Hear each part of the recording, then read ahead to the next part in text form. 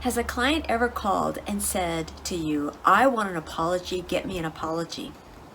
And then you explain that the law can't get them an apology, and so you end up filing a lawsuit.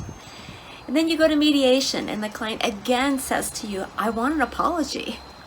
And you just sigh, and you ask the other side, all right, try to get an apology, and of course they say, no, we're not going to apologize. And then your client says or intimates that you aren't listening, you're not getting the client, and you've listened, you've done everything, you've explained everything, you've done everything you could. Hi, welcome to From Porch Lawyer, where we explore the humanity and emotional intelligence of lawyering. I'm Francine, your host. Of course that doesn't happen. No one calls a lawyer and just says, I want an apology. They call you because they come in and say, this other person owes me a ton of money and I want you to file a lawsuit against them. But what's the rest of the story? Let me tell you about Joe. Joe was a retired military officer and a very successful businessman.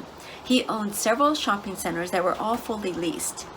One day, Joe called his attorney, ranting and raving over one of his tenants, and told the attorney, I want you to evict this tenant immediately. Well, the tenant was in arrears, about $20,000 in lease payments. The tenant had been in arrears for about a year. And the attorney had been representing Joe for a number of years. So instead of starting the lawsuit, the attorney picked up the phone and called the tenant to find out the tenant's perspective. And during the phone conversation, what the attorney learned was that Joe had met with the tenant earlier that day. And during that meeting, the tenant had said something that really upset Joe, and Joe responded by storming out of the meeting. Once the attorney figured out what had happened, he suggested to the tenant that he call Joe and apologize. Well, the tenant did call and apologize. Shortly after that, Joe called the attorney and said, oh, forget it, drop the lawsuit. I agreed to take $15,000 to satisfy this $20,000 arrearage.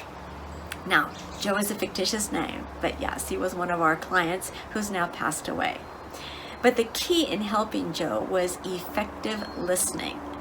When you're hearing, you're only just hearing the words that are spoken, but listening requires you to understand what's behind the words. Now, lawyers have a tendency to hear the words, and often they don't get to the meaning behind the words because we've been taught to do this. We've been taught to read the words and find what they actually mean. What does the word mean? We do this with statutory interpretation, constitutional interpretation, contract interpretation. We've been taught that all of the underlying ideas and what came before, during, and after is unimportant. In fact, inadmissible. We've been taught that the words mean everything. That's paramount to everything. But the client is neither a statute or a contract. The client brings a ton of emotions with them in conversation. Often the words that are spoken by the client only tell part of the story. The rest of the story comes from emotional expression, vocal tone, body language, all the little things that happen that have nothing to do with the words themselves. Listening is understanding the entire story. When you go through the motions, which we all know, have eye contact, repeat what they've said, nod your head, don't interrupt, all those things, that'll get you only part of the story. And an intuitive client will know you're not really listening, you're not really getting them. And it doesn't take a lot of intuition for a client to feel this. Truly listening requires empathy. This is the ability to understand the story well enough to put yourself in the client's shoes. It requires recognizing and understanding and appreciating what the client is actually feeling. It involves your ability to articulate your understanding so that the client understands that you get their perspective and that you're able to respect the other person's feelings. It requires keen observation and curiosity. Now, you'll pick up hints from body language and vocal tone, and often these hints are more important than the words themselves. When you're a member of a profession like the law, where we've been trained repeatedly to set aside our own emotions, to suppress them, to set them aside, often that suppression, it leads to, we think, getting to the heart of the facts but actually we don't. By suppressing our emotions, we reduce the ability to recognize our own feelings, which in turn reduces our ability to recognize the feelings of others. When you fail to do this at the outset of a relationship, what happens is that trust that you want to build doesn't get fully developed because the client is subconsciously not sure that you've heard them. One slip can cause that client to have reason to complain because they feel that you haven't listened to them. It seems like a small thing, but remember, massive pine trees start with a tiny little seed. If all the client does is complain that you weren't listening, you're getting off easy. Because often this hearing without really listening will result in bar complaints, one-star reviews online, and even malpractice lawsuits.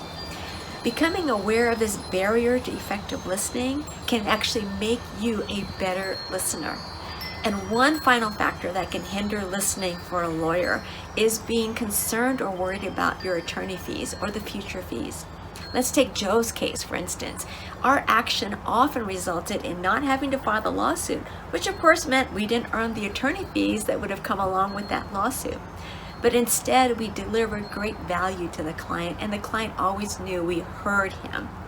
We helped the client solve its real underlying problem at a reduction of expense and headache.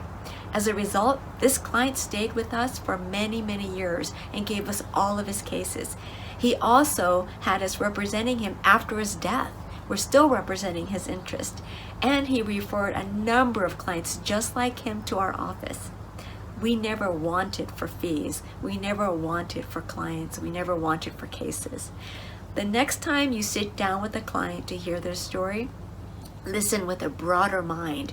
Listen for the emotion. Listen for the cues to give you the rest of the story. Try to accurately identify the emotion the client is experiencing. Be willing to even ask the client how they were feeling during those parts of the story.